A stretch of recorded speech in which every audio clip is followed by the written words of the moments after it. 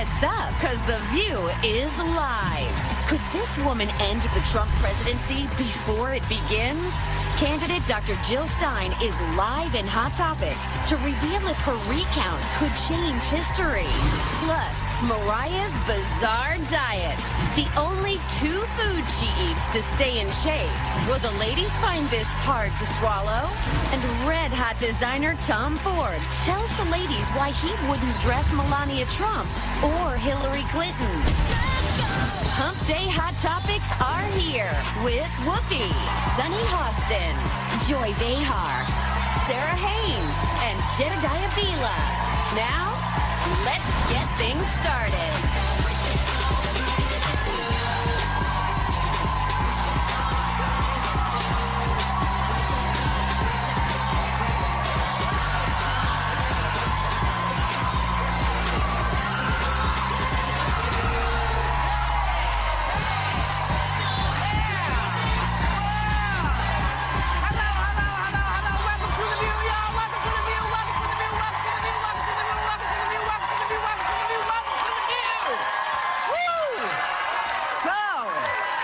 President-elect Donald Trump sat down to dinner last night with his former bitter rival Mitt Romney, who apparently is now on the short list to be Secretary of State. Now, during the, pre-days before he was elected, to be the president-elect, Romney had some not some nice things to say about him, and they were talking down to each other. So are they now going to be able to break bread and blend and become like one? This is why people hate politicians. I mean, I look at this and I just sit back and I say, are you all just a bunch of phonies? Because you count on these politicians, you listen to them. I listened to Mitt Romney come out, he questioned Donald Trump's character. People who were supporting him at the time said, oh, this is a guy who agrees with me, who is standing up for what I think, who's standing up for America against Donald Trump. And now all of a sudden he's best buddies. Why? Because you want a job? Because you think it's going to help your career? Well, don't forget that Obama and Hillary Clinton were also enemies when they were running against each other, and then she became a Secretary of State. So that's what happened. But did you see, though, I didn't feel like they had that level of character attacks where Romney was coming out and saying, this is a guy who you'd have to be worried about. He's a fraud. I mean, someone can't be a fraud one day and your best friend the next day. I think the other notion, though, that is interesting is sort of the Abraham Lincoln notion, right, of the team of rivals. And we know that Abraham Lincoln ran against several people. He won, and one of them became his Secretary of State, Seward, and 3 of them were in his cabinet. And I think, it could be a good thing that Donald Trump is at least considering people that have been pretty aggressive in their criticism of him. I mean, Mitt Romney said that his leadership would lead to a recession and trickle-down racism.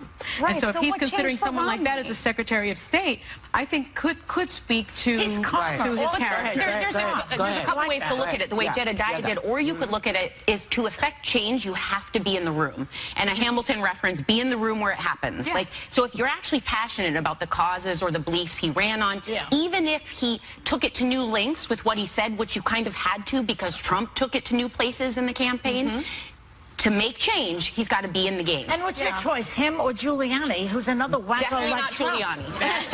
He's got the same personality as Trump. You don't want those two. But the system bothers me. That someone that I mean, who can you trust in this system? I mean, yeah, that's great, team of rivals, whatever you want to say, but if someone's out there critiquing your character every day, and Romney was an advocate against Donald Trump. Now I'm supposed to believe that all of a sudden all those things he believed, what? They just went by the wayside because you had one dinner with the guy? Probably not. It doesn't make sense to me. That's what he's thinking. It's not anything that we didn't see. I mean, we saw it with Christie, we saw it with Marco Rubio. Everybody, look, everybody's trying to figure out what to do. Everybody's trying to figure it out. Go ahead, baby. It became an online, meme, because I don't know if Mitt was enjoying the dinner. Right. So it was good. So there were a lot of people online had fun with this. There was a guy on Twitter that wrote, Mitt Romney is making a face like he's out to dinner with his mistress and his in-laws just walked in. That's true. And then one of my favorites, you in danger, girl. Come on, Oda May. Say it. No. Oda May. What does it say at the beginning of The View? Does it say Oda May? No, it does not. It says Whoopi Goldberg. Were you thinking it? You in I was danger, not. girl? I just thought, well, okay, you know, this is what you do. This is what you do if you want to play in the game. You have to be able to swallow and take it on the chin. And that's what I guess there was they're a doing. little fear in there. You know, but, you know, and now Donald Trump claims that he scored a big victory for keeping jobs in America. He says he's stuck a deal with the Carrier air conditioning firm that will keep them from moving to Mexico, saving almost 1,000 jobs. Now, there's no details of the deal that anyone has seen, but, you know, do you think Americans are going to say, oh, well, see, he's keeping his promise? Or are they going to wonder, what did you have to give up in order to keep folks here? Yeah. I hope they do that. I think people, though, do just read the headlines and they're thinking, oh my goodness, he's bringing jobs back. But at what cost to the American worker? Because we know now some of the carrier workers make $25 an hour.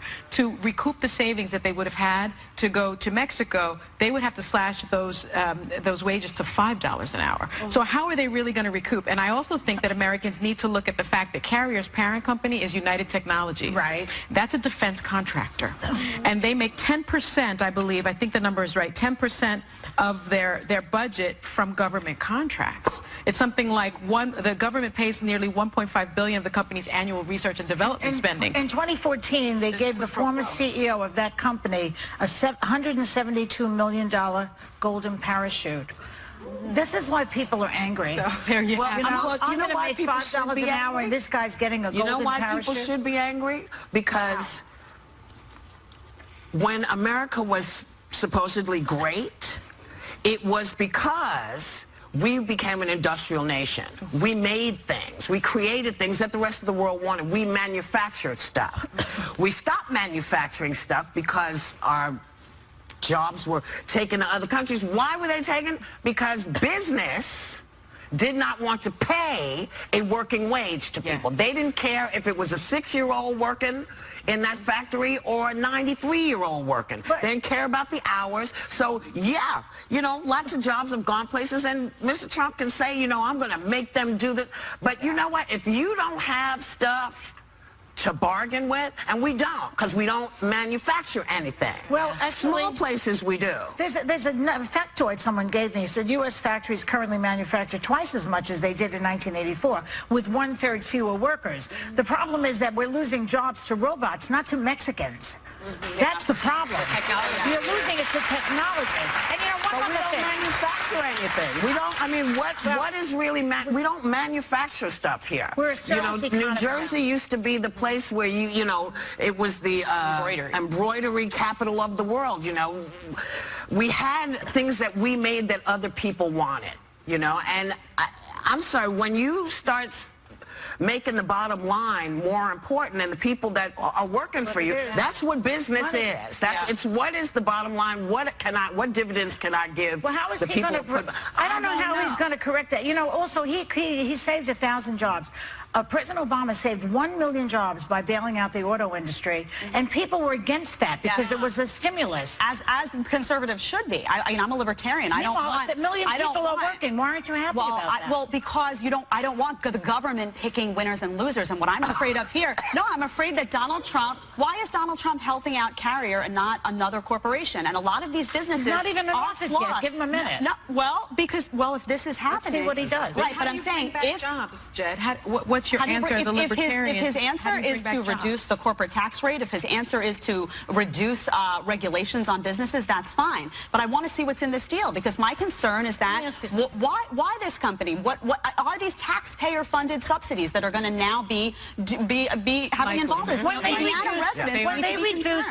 When they reduce regulations, are those health regulations, or like you can endanger your arm, you put it in a machine? Environmental. Yeah. So what's so great about reducing regulations? Some of these companies are buried in so much regulation that it costs them so much money that to be in those states or to exist becomes a problem. But some of those regulations are health regulations. Some, but they're not talking about removing all regulation. They're saying let's get some of these out of the way for these companies so they can afford to exist. Who makes the decision which regulations go? I mean, we see what happens when regulations disappear, when the EPA doesn't pay any attention, because we see what happened in Flint, Michigan.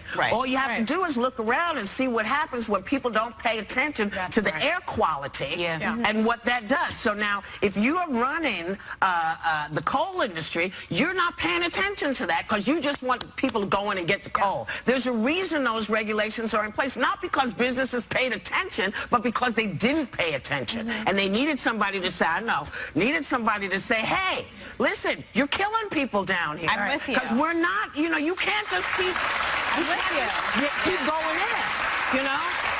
I'm with you on that. Say very quickly, the unemployment rate is at an all-time low. It's 4.9%. Donald Trump is saying he's bringing 25 million jobs here. How's he going to do that? Let's see it. wait and see. Let's see. On who's behind? Well, we don't know how we got there. We Well, don't know what that's the deal the thing. says. No, we don't know what the deal says, but, you know. But savings jobs is not the same as creating jobs. Yeah. So let's gotta go. Gotta go. We'll be right back.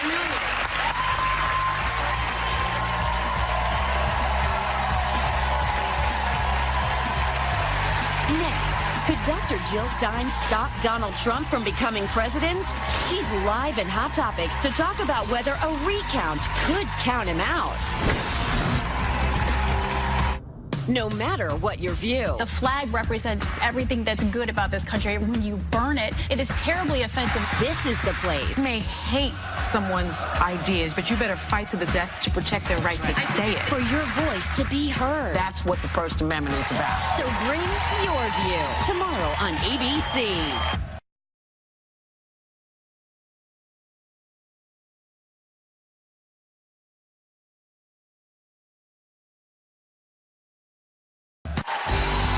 Fashion superstar Tom Ford reveals why Jay-Z wrote a rap dedicated to him later. Hey now, Dr. Jill Stein is the Green Party candidate who has Donald Trump seeing red after she called for a recount in 3 battleground states. She joins us live from Boston right now. Hey! Hello, Dr. Stein. Let me ask you a question. You're pushing for recounts in 3 states. It's Joy speaking, by the way. Wisconsin, Michigan, and Pennsylvania. Now, do you think this can actually overturn the election results? Tell me yes. So, you know, we don't know, and that's the thing about voting. You don't know unless you look. You don't know unless you actually count the paper ballots. And if you count the paper ballots, then we can be confident about what the number is, and then we'll find out whether there is evidence of tampering, of machine error, and we're using these machines that are quite prone to error, whether there's been hacking, human error. We need to have our confidence restored in what we've got, and we'll see where it takes us. We're not here to help one candidate and hurt another. We're really here to help voters feel like we've got a system that's working for us. So what exactly are you trying to prove then, if you're not really trying to help one candidate and hurt another? What are you trying Well, we're looking in 3 states that have some kind of red flags, you could say. Yeah. Because the vote was really, really razor thin. Yeah. The results went in the opposite direction of what was expected. And they have problems with their voting systems, like they're using machines that are especially tamper-friendly. They're really easy to make mistakes on or to be hacked. So why wasn't that for corrected? all those reasons, we need... That should have been corrected before the election, no? Exactly, it should have. And A day later, that's Donald the Trump. point. Dr. Stein, That is the point. Yeah. Thank you. We're on the same page here. And going forward, we need to correct this. This isn't rocket science. We shouldn't have to raise millions of dollars after the fact and jump through all kinds of bureaucratic hoops in order to have confidence that the vote is accurate and that it was secure. This should be built in. Right. Dr. Stein, Jedediah here. If the roles had been reversed and Donald Trump had won, I'm sorry, if Hillary Clinton had won by the same margin that Donald Trump won, would you still be doing these recounts, or is it about these candidates and the way the election turned out for you? So let me just assure you, we had already identified Michigan as having these red flags even before it had a winner. So it could have been Hillary as much as it could have been Donald. So, you know, from my point of view, the Green Party has always done this. We've always stepped up to the plate when there have been concerns about the election and the vote count. This is what we do. When I was asked throughout the election, I was asked, will you stand up and will you call for a recount and jump through the hoops that it takes if there's doubts about the vote? And I always said, yes, I will do that for the sake of our voters, for the sake of a voting system we can believe in, without regard to who is the winner. This is about creating a process that we can trust, because right now, mistrust is rampant. It was running wild in this election. We need to get back to a system that we can trust. Dr. Stein, this is Sonny Hostin. During the final debate, Donald Trump, though, suggested he might not accept the outcome of the election, and Hillary Clinton called that statement horrifying. So now the Clinton campaign said, although they aren't initiating recounts, they are going to participate if recounts are initiated by others. So what exactly is the Clinton campaign's involvement in this, and when did it start? Yeah, so you'd have to ask them, basically, because we are not coordinating these. After we had filed, after we had actually launched the recount in Wisconsin, the lawyer from the Clinton campaign wrote on a blog that they were going to support this. So there's no formal contact, but our lawyers got in touch just to say, hey, you're welcome. All parties should be. We actually reached out to Donald Trump and to Gary Johnson to say, this isn't about one party or another party. This is about creating a voting system that our American people deserve and that they can all have confidence in. Okay. Dr. Stein, this is Sarah. You've raised more than $6 million so far in the recount effort, which is almost double what you raised in your presidential campaign. And President-elect Donald Trump said this recount is just a way for Jill Stein to fill her coffers with money, most of which she will never even spend on this ridiculous recount. Others say it's to build a donor list in case you decide to run again. What will happen to the money that's left over? Good question. So, you know, there he goes again, kind of creating the facts as on the run. The facts are actually very different. We are raising money into a dedicated account for a recount campaign. The money cannot be used for anything else. Oh. It cannot be used for my campaign. It cannot be used for the Green Party. It can only be used for the recount. And the way this money flooded in. You know, this was the day before Thanksgiving. We thought everybody would be busy doing their family stuff and looking forward to this really wonderful family reunion. We were shocked that after we put out a press release and we opened up the webpage, on the day before, it was like 2 o'clock, the day before Thanksgiving, it's like the floodgates open. It's like the voters were standing up and saying, this is what we're thankful for on Thanksgiving, that we can actually take a step forward to make our election system work for us. Let me ask you something, Dr. Stein, while I have you here. You ran on the Green Party ticket, and you won only 1% of the popular vote. Now, many Hillary Clinton supporters didn't want you or Gary Johnson, Mr. Where is Aleppo, to run. And they say that you took those key votes away from her. Now, if you hadn't run, if Gary Johnson hadn't won, would Hillary Clinton be our president instead of Donald Trump? So what I can tell you is that Green voters, polls show, Green voters would not have voted for either Donald Trump or Hillary Clinton. The vast majority would have stayed home.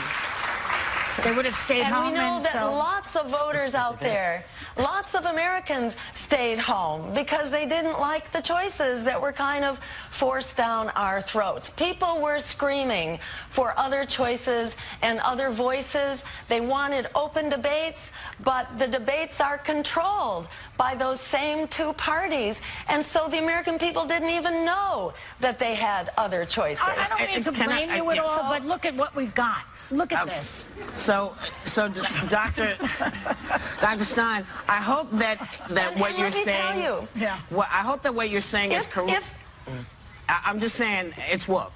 I'm hoping that if you feel that way, that we will not have to wait 4 years to hear about what your ideas are or what you want to do. Part of the problem is everybody has a bitch about something, but nobody wants to do anything. So I'm hoping that the next 4 years you will spend making us aware of who the Green Party is and why we should put you in place, and not wait until what I feel is the last minute when it's all sewn up and you can't get in because nobody knows who anybody is. But you'll have to. But we'll be here so you could come. Say you can come back in a couple of years or next year if you want to. I would love to.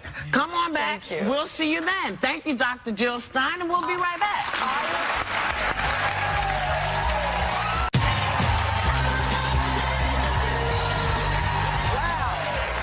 You know, we talk about the deep stuff here.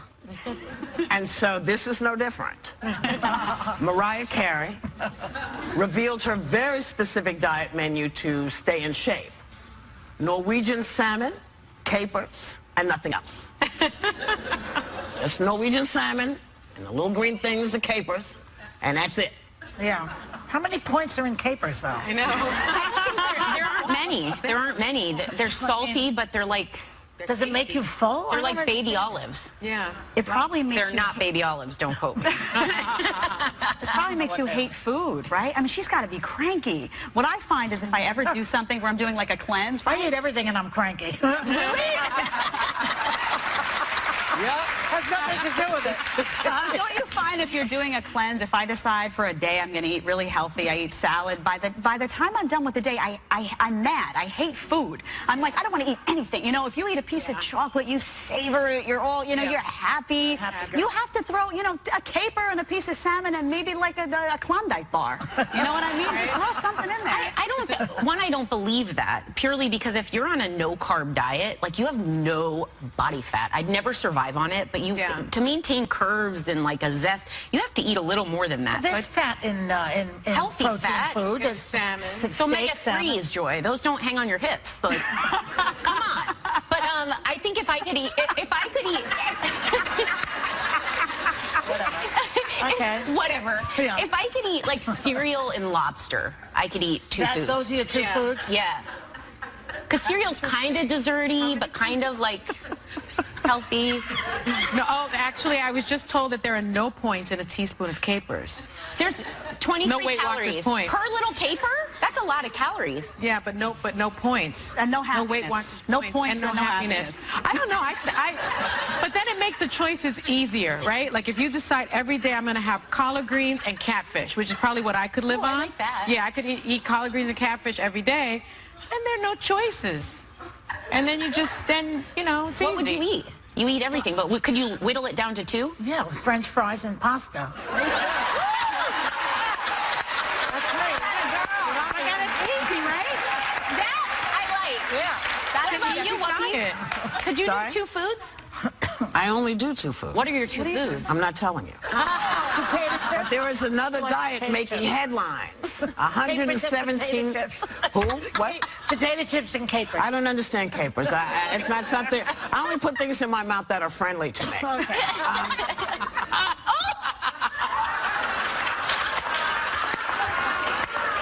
You might want to roll that back a little bit so I can get to the top of this story. Thank you. Another diet making headlines is 117-year-old Emma Moreno's, the oldest person in the world, who credits her longevity, hold on, to eating 2 raw eggs every single day. Disgusting. That's disgusting. I'm not making her do it. That's what she wants to eat. That's just even She's gross. Italian. I've never heard of that, of any Italian. What are you going to have? Spaghetti salmonella. I mean, I've never heard of any Italian eating raw eggs like that, ever. Well, Emma does. She's an Italian She's woman. an Italian woman. This is the first. That's what boxers do. That. The, like work Rocky out. Balboa, Oh, yeah, they but do. like We'll not. be right Hogan back. used to do that. Yeah.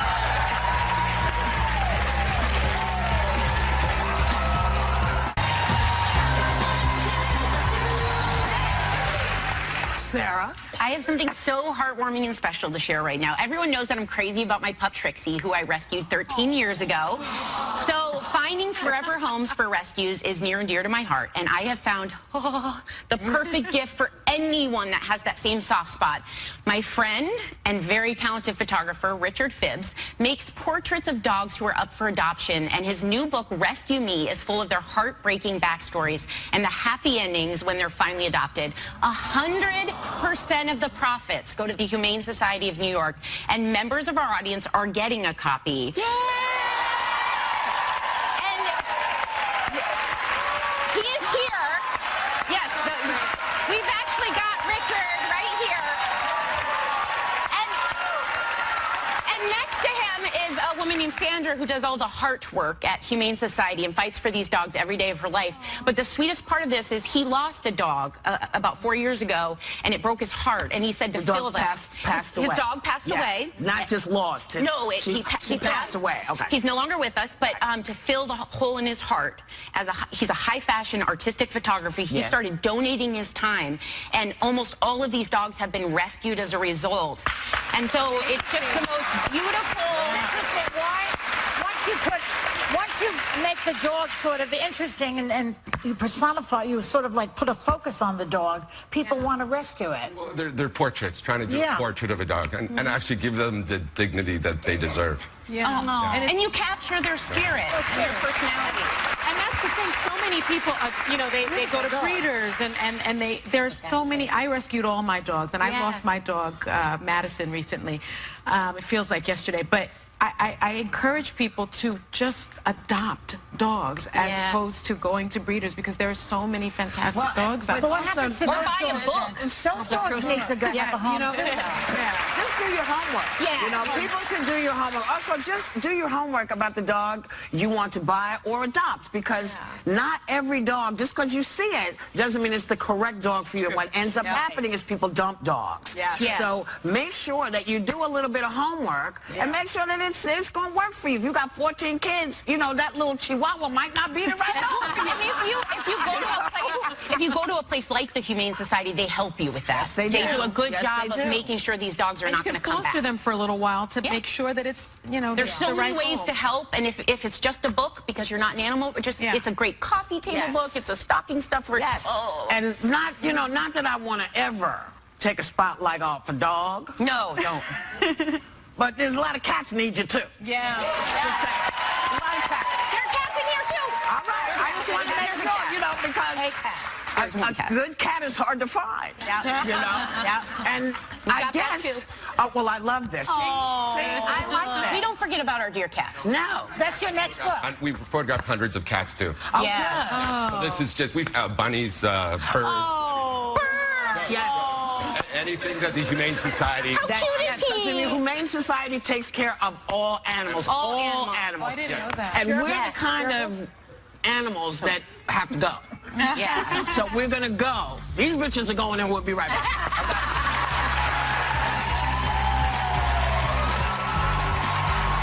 Why won't superstar designer Tom Ford dress Melania or Hillary?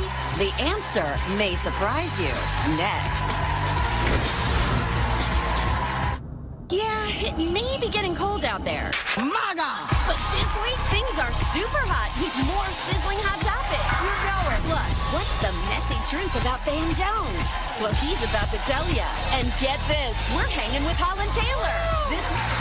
He is one of the most renowned high-end designers in the world who has so much street cred, Jay-Z raps about him. Now Tom Ford is showing off his cinematic style as the writer and director of the haunting new thriller Nocturnal Animals. Please welcome the amazing, fabulous Tom Ford.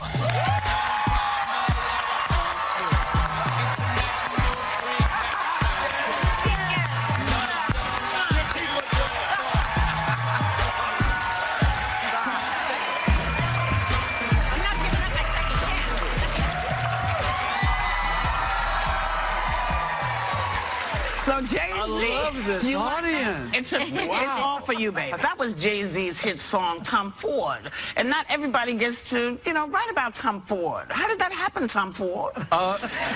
It's one of those lucky things. Jay and I are friends, and he texted me or emailed me one day and said, I've read the song about you.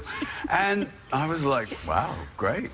I was waiting to hear what kind of song he had written about me. Yes. I'm a lucky person. That was one of those things that just literally fell from the universe.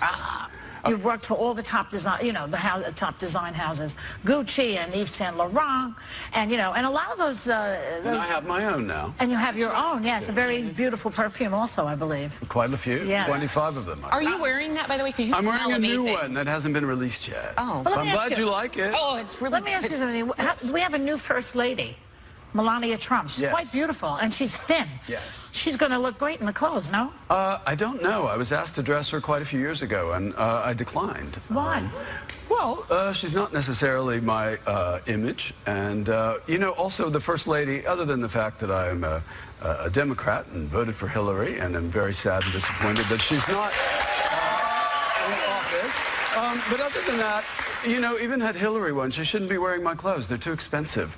And I don't mean that in a bad way, and they're not artificially expensive. It's how much it costs to make these things. But I think to relate to everybody. Well, Michelle Obama, she wore expensive clothes. Michelle I dressed once when she was going to Buckingham Palace for dinner with the Queen. And I thought it was appropriate. I live in London, and so that made sense. I see. And it was an honor to So you don't think Melania should wear expensive clothes? I'm going to leave that to Melania. You're known for pushing your boundaries in fashion, design, and now in both of your films, which original, A Single Man, and now Nocturnal Animals. As a child, were you someone that always colored outside the lines? Colored outside the lines, yeah. I was one of those kids, I think my parents would go out to a movie and I'd rearrange the living room from the moment I could push the furniture. Yes, I'm afraid, had a very strong point of view. No, that's a great strength. My son has it too. I think we're going to grow up kind of like this.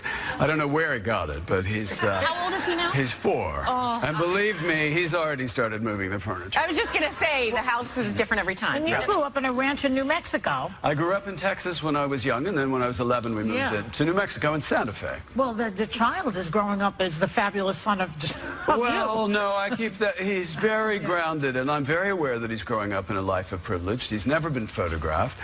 When he's 18, if he wants to be a public person, he can be a public person. He has chores. He gets an allowance. He knows how to even load the dishwasher at this point. Those things are important. Yes. They're very important. Very good. So here's what I want to talk to you about, because the last time I saw you, I think I gushed all over you about Single Man, which I thought was amazing. Amazing. That was great. Yes. Stunning. Good film.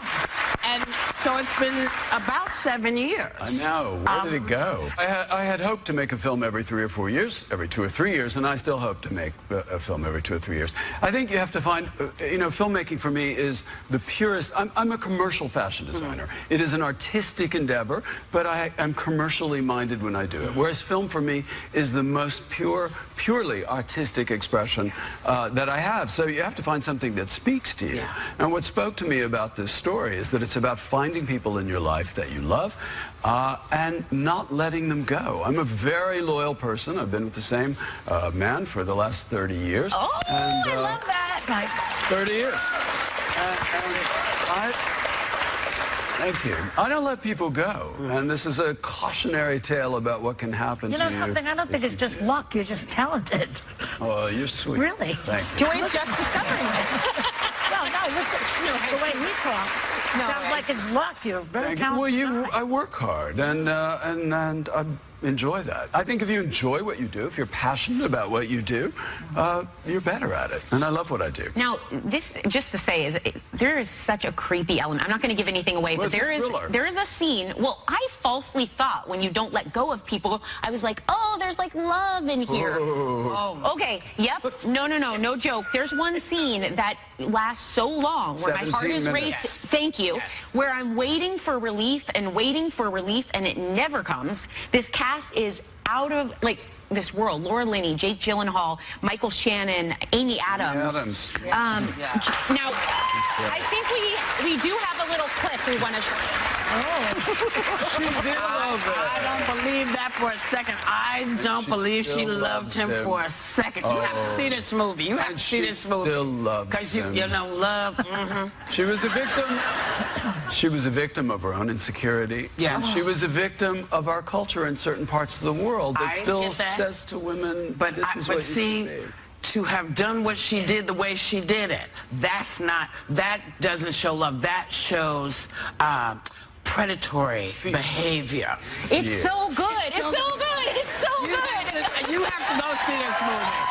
So, you know, I hope you do a movie every 2 years because you would be back here more or often. sooner. I'd like to be back here more often. Well, see, You'll you get like the that. love. Yes. So thank you, Tom Ford. Go see. I'm telling you, I'm not it's playing so with you. Go freaky. see this movie, Nocturnal Animals. It's in select cities right now and everywhere December 9th. Do yourself a favor. You will be talking about Take a this friend. for yeah, take a friend. Cause you'll be like, oh my God, I don't believe that. All right, we'll be right back.